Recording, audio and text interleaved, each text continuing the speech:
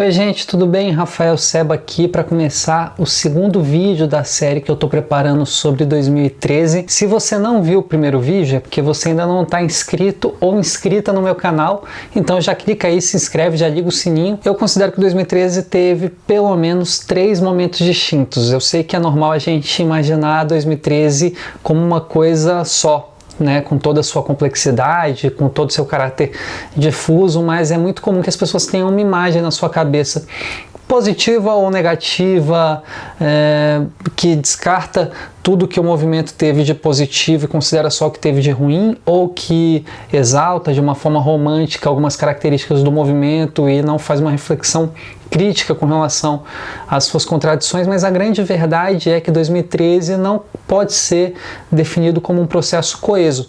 Não por acaso não tem um consenso de leitura intelectual e de reflexão sobre esse período histórico. Então essa segmentação que eu faço em 3 momentos diferentes, ela é uma segmentação conceitual. Não significa que na prática você estaria, vamos supor que você arruma uma máquina do tempo, tipo Dark, cai lá em 2013, você olha assim e fala, opa, é exatamente nesse momento que eu estou. Não tem uma fronteira exata, os momentos se misturam, um penetra no outro, mas você consegue perceber ao longo do processo características distintas dos atos, características que foram se desenvolvendo ao longo dos atos. Por exemplo, o primeiro momento que eu considero de 2013 é um momento em que você não tinha uma grande massa de pessoas na rua. Inclusive, eu não gosto muito de usar o termo junho de 2013. Eu até uso porque é o termo consolidado e eu entendo a razão de se usar esse termo. Por quê? Porque as grandes manifestações, o que teve de histórico, de mais fundamental, de impactante, de marcante em 2013 foi o mês de junho. Antes de junho você teve sim alguns processos de mobilização e depois você teve também, mas junho foi o epicentro. Então eu entendo que tem esse nome junho de 2013, mas eu acho muito ruim quando essa reflexão anula todo o processo que culmina em junho, e não estou falando de um processo histórico amplo, estou falando do processo intimamente ligado aos protestos mesmo, estou falando dos protestos que aconteceram nos meses anteriores. Desde o começo do ano, pelo menos, você tinha grandes mobilizações e nesse primeiro momento elas eram muito vinculadas a uma pauta específica, a pauta dos transportes. Você estava tendo aumento de tarifas em várias cidades brasileiras e em algumas delas as pessoas passaram a se organizar e ir para as ruas para debater justamente a política tarifária e fazer uma reflexão mais ampla sobre o sistema de transporte, de mobilidade, o direito à cidade. Pelo menos 3 cidades tiveram muito destaque nesses protestos, que foram Goiânia, Porto Alegre e Natal. Nessas 3 cidades você teve movimentos que ganharam uma certa força, que conseguiram mobilizar bastante gente e inclusive que conseguiram ter vitórias em alguns casos. Esses movimentos tinham algumas características que foram muito marcantes de 2013, que foi um processo que começou com uma inspiração autonomista muito grande, autoconvocado, sem lideranças identificadas, mas no primeiro momento com uma pauta muito direta e muito específica: combater o aumento das tarifas. Isso não significa que a reflexão era restrita, apesar de ser uma pauta praticamente única, que era a questão das tarifas. Isso porque a partir dessa reivindicação objetiva, pontual e perceptível para todo mundo que estava experimentando aquele processo cotidianamente, independente de estar envolvido com a política ou não, a discussão fazia uma ligação, uma síntese mais profunda com todo o funcionamento da sociedade. Ou seja, a partir da restrição a um direito básico, que é o direito de se deslocar na cidade, você fazia um debate sobre restrições da vida em geral. Afinal de contas, se você não consegue chegar em um local, você não tem o direito de estar naquele local, você está tendo o seu direito à cidade cerceado. Se você não consegue pegar um ônibus, você está sendo restringido ou restringida em outros direitos fundamentais, serviços públicos, direitos democráticos, de cidadania, direito de estar na rua para protestar, porque você tem que conseguir chegar num local, direito de visitar e desenvolver um afeto em um ponto distante da cidade, direito de usufruir os benefícios que a cidade traz de forma descentralizada. Então, você tinha uma reflexão que ela era sistêmica, eram movimentos com uma vocação antissistêmica muito forte, mas que canalizavam toda essa reflexão de sistema em uma pauta muito específica, que era a pauta do transporte, mais especificamente da tarifa. Justamente por essas características, um movimento autonomista, um movimento sem lideranças identificadas, um movimento que era nitidamente contra a ordem estabelecida, um movimento que se colocava e se apresentava de forma radical, a repressão foi muito forte nesses primeiros protestos. Isso em todas as cidades que aconteceram. Em São Paulo, que experimentou esse processo de forma mais direta em junho, não foi diferente. Há um acréscimo nesse processo, que era a composição dos atos. Os atos, nesse primeiro momento, eram compostos por população majoritariamente periférica, muita gente negra. Afinal de contas, eram as pessoas que estavam sentindo com mais peso a carga do aumento da tarifa. Isso também reforçou um processo repressivo, porque a gente sabe que o Estado brasileiro não trata da mesma forma qualquer cidadão, e qualquer cidadã tem uma discricionariedade. E populações que moram em determinados bairros, que são bairros periféricos ou favelas, que têm determinada cor, que é a cor negra, tendem a ter uma repressão maior por parte do Estado quando decidem se mobilizar e se organizar politicamente. Foi justamente isso que aconteceu, e esse processo de repressão profunda fez com que um conjunto maior de movimentos que tinham vocação antissistêmica e conectados com essa pauta da tarifa fossem às ruas. E aí a gente inaugura um segundo momento, que é um momento de ampliação de pauta e de ampliação do escopo de pessoas envolvidas, muitas das quais começam a entrar nos atos por solidariedade, inclusive gente que não precisava pegar o transporte público. Esse segundo momento, ele não é aquele momento massificado absolutamente, com milhões de pessoas na rua em uma pauta difusa, mas ele também não é o momento inicial de pauta específica da tarifa, com atos de um perfil muito específico e de um segmento da sociedade limitado. Não, ele é um momento em que há uma ampliação, mas ainda não há uma diluição de pautas. Você tem novas pautas colocadas em debate. Por exemplo, uma pauta que ganha muito destaque nesse processo é a pauta da segurança pública, não só com relação à repressão aos atos, mas com relação à repressão como um todo na sociedade brasileira. Também ganha destaque nesse momento as críticas com relação à Copa do Mundo. Pelo menos desde 2010, 2011,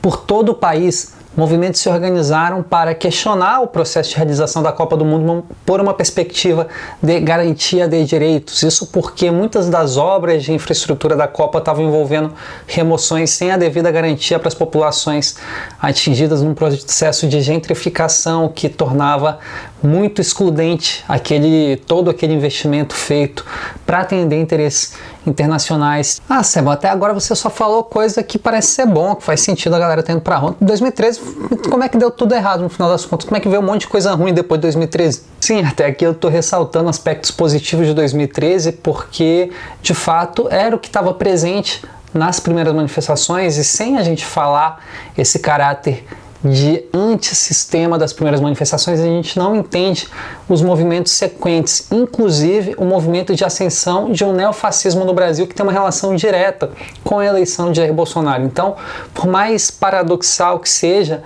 sim, movimentos que começaram com um caráter antissistêmico pela perspectiva de radicalização da democracia e garantia de direitos, acabaram se relacionando, no final das contas, com a ascensão de uma extrema-direita que tinha uma agenda absolutamente inversa, de ataque à democracia e de retirada de direitos. A mídia percebe que há uma legitimação maior desses movimentos, e esses movimentos passam a fazer uma reflexão mais ampla do que só a da tarifa. A tarifa ela já era antissistêmica, mas eles passam a falar de forma mais direta de outras coisas que afetam a vida das pessoas. Falam de educação, falam de saúde, enfim, falam de pautas como um todo que remetem à garantia de direitos sociais.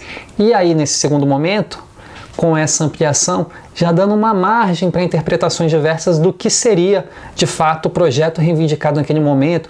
Tudo bem que era antissistema, mas que sistema se estava querendo combater? Quais elementos do sistema se estava querendo combater? E a grande mídia, percebendo isso, que esse movimento começava a ter uma adesão maior na sociedade brasileira, um exemplo muito clássico que ficou foi o do Datena fazendo uma enquete se a população concordava com quebra-quebra ou não, e aí a população votou em massa, sim, tem que quebrar as coisas e tal. Por quê? Porque as pessoas passaram, em larga medida, a ver naqueles movimentos, naquele protesto, uma insatisfação com tudo que estava estabelecido.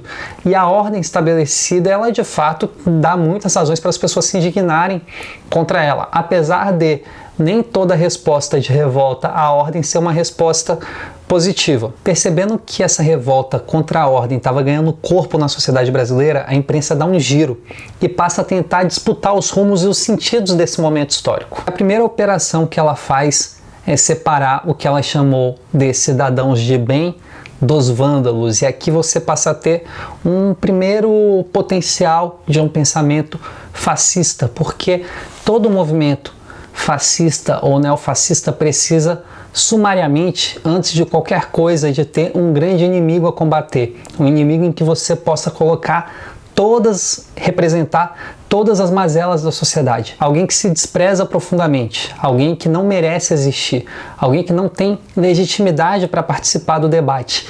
Isso é o princípio do pensamento fascista, é o desprezo pela existência política de alguém. E esse processo é gestado a partir de uma narrativa midiática que faz com que as coisas sejam muito preto no branco. Tipo assim, olha, tem os vilões horríveis que estão estragando tudo, tem as pessoas com uma vocação cidadania indo pra rua fazendo história. Sendo que na prática a dinâmica da rua é muito mais complexa do que isso. Você tinha vários elementos colocados, você tinha uma repressão policial muito forte, então muitas vezes o que era chamado de vandalismo era na verdade uma defesa e uma resistência contra a violência policial, e você tinha sim pessoas partindo por uma estratégia de ação direta durante os protestos que faz parte da história das lutas sociais, que aqui não se trata de concordar ou discordar, não se trata sequer de defender ou não se defender, se trata apenas de entender que esse tipo de prática dentro de um protesto, de por exemplo quebrar uma vidraça, não pode jamais ser igualado a um processo de violência política. A gente não pode jamais achar que um vidro quebrado justifica pessoas mutiladas, pessoas ficando cegas, pessoas sofrendo uma repressão absurda, inclusive sujeitas à morte, potencialmente, por conta disso. Por quê? Porque você não equipara objetos a pessoas.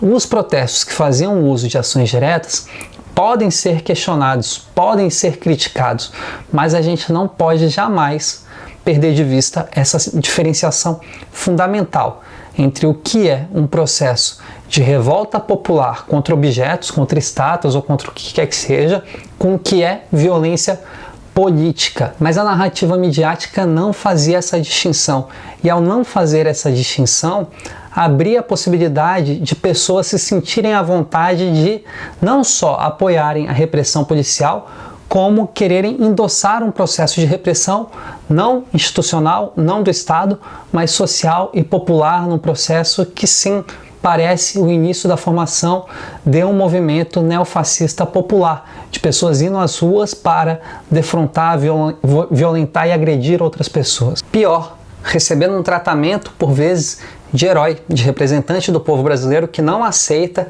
que esses inimigos gerais dos protestos e do país estraguem esse bonito momento histórico que se estava vivendo. Então você começa a ter um desvio do foco, vamos por assim dizer, das massas envolvidas na manifestação com relação ao que era combatido e o que se desejava combater naquele momento e o que era uma divergência de rumos. Então, o que era para ser uma divergência de tática, de ação num ato, passa em um dado momento a se tornar um dos elementos centrais dos protestos, em que você tinha uma divergência muito grande, as contradições começando a aflorar com mais peso. Porque, embalados por essa narrativa midiática de defesa das manifestações, esse giro que para de simplesmente criminalizar e passa a dizer, olha, tem uma ala ali que não vale nada e tem pessoas de bem se manifestando, você abre as portas para que mais gente se envolva nos protestos e a gente tenha uma massa imensa de pessoas indo às ruas, milhões de pessoas indo às ruas, o que naturalmente envolve contradição, o que naturalmente envolve conflito de perspectiva. E aí a gente entra no terceiro momento, que não é que seja bom ou que seja ruim, mas era um momento em que você tinha toda a diversidade da sociedade brasileira, com o que há de pior e com o que há de melhor colocado nas ruas. E isso naturalmente gerou muitos conflitos, muitos antagonismos e aquelas manifestações que a gente viu.